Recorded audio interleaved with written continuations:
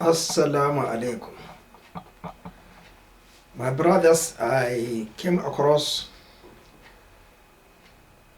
a fatwa by Muhammad Tim Humble, a graduate of Islamic studies, in particular in Hadith literature and studies from the famous Saudi universities. He's young and constantly appears in YouTube. Now, it is very important we understand ourselves, and all what I am appealing to the Muslim Ummah is respect. It is only in Islam, truly speaking, that there is no respect in knowledge. It is only in Islam. The Muslims don't respect knowledge at all. I'm sorry to make this statement because I was brought up in respecting knowledge. First in education, you respect it. From grassroots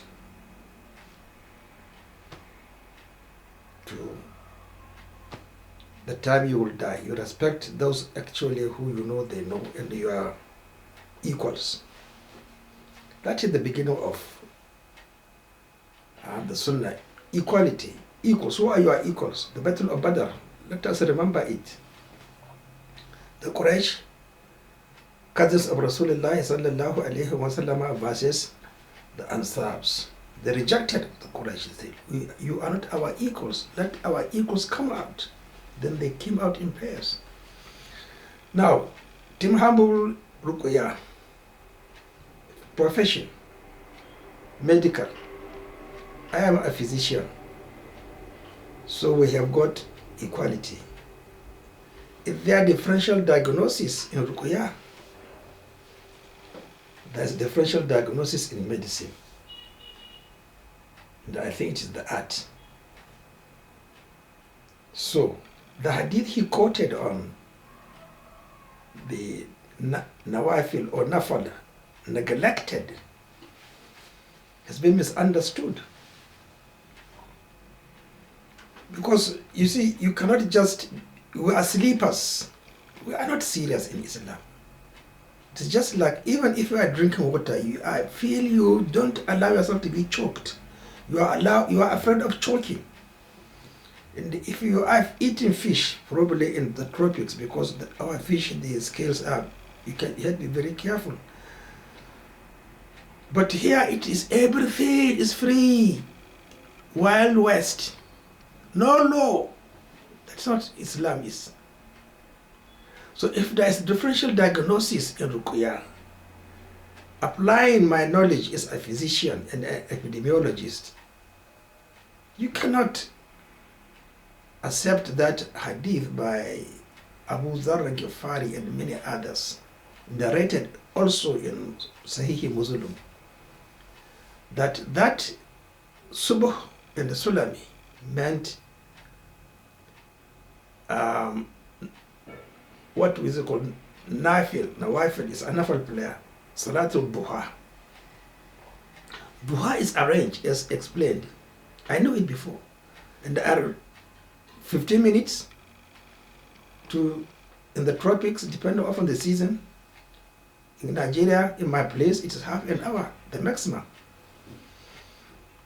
So, it is Friday prayer explained.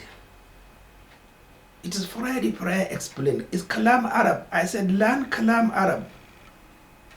There's nothing you can do to please Allah on Friday, 15 minutes after sunrise, as he said. It can be less than 15 minutes. It can be more than 15 minutes. I used to measure it in my house.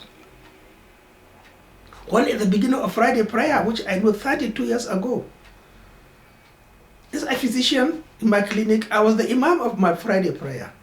I think we start around 8 o'clock because we arrive at the clinic at 7:30 to 8 o'clock.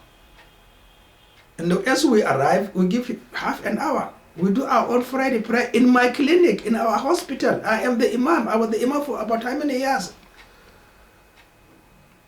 Look at this. We are dogs, Muslims. I can't be a dog. So if you make differential diagnosis, that Dhuha prayer meant Friday prayer. Is Friday prayer explained? Irtifa Shams, 30 minutes before the one. So, but actually, Friday prayer is critical. So if the Imam, if Muhammad Rasulullah sallallahu alayhi wa sallam ascends to the Mumbar, say at 7 o'clock, so anybody who comes at 8 o'clock or 9 o'clock or 10 o'clock, is Friday prayer is accepted? That's what you should ask. And let us use the book of Haykal, Muhammad Haykal. There is a a diagram of the house of Rasulullah sallallahu alaihi wasallam. Or let us use the map of his hijrah. Depict where he prayed the Friday prayer on that Friday, leaving the house of Abu Kaithama, or whoever you prefer to name, before he entered Medina. That is where we are scientists. I can't be a fool. And I don't care whether people agree with me. Go and learn geography and the physics and the mathematics. Take the diagram of his arrival, of his hijrah. Depict the house of Kaithama and his house in Medina. Why did he pray his Friday prayer? And when he arrived in Medina, then we know the exact time of Friday prayer. And then they said he wanted to do it in Medina, but unfortunately the time was going out. He could not, so he stopped at where he stopped, mentioned in the histories. Take any history book. I have 9 of them in English language.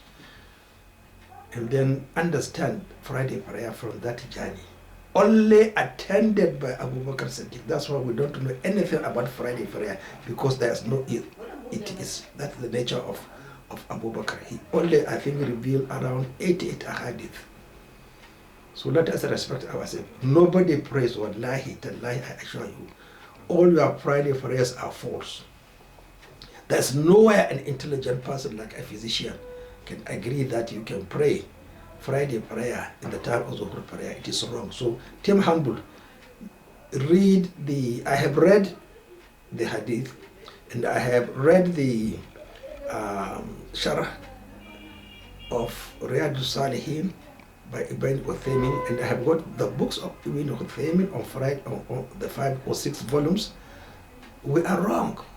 You are a white man, they can listen to you. I'm a black, they will never listen to me. Even my black people don't listen to me. So use that argument as a differential diagnosis. You'll be convinced that Friday prayer is what you are referring to as the Dhuha prayer. Assalamu alaikum.